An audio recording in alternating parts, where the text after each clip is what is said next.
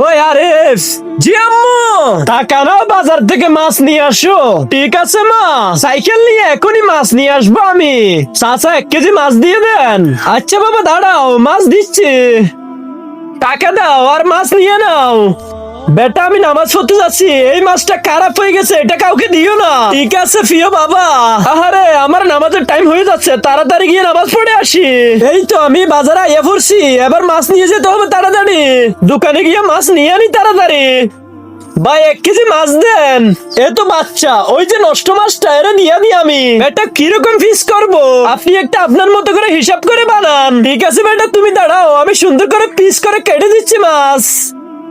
এই নাও ভাই টাকা, এই নাও বেটা তোমার মাছ, এটা তোমার টিপস। আরে বাবা তো দেখি নামাজ পড়ে চলে আসছে, বাবা খুশি হবে নষ্ট মাছ বিক্রি করছি যে।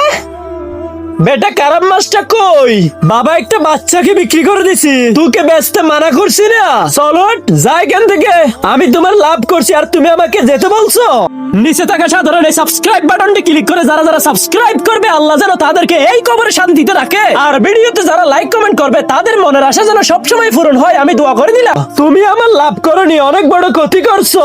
এই দুর্নীতির জবাব আখিরাতে আল্লাহকে দিতে হবে। এই দুর্নীতির জবাব আল্লাহকে কে দিবে? বাবা আমি অনেক বড় অন্যায় করে ফেলছি, তুমি আমাকে ক্ষমা করে দাও। আর আমি এখন গিয়ে ওই মাছটা নিয়ে আসতেছি। এই সব ব্যবসায়ীর জন্য লাইক সাবস্ক্রাইব করতেই হয়।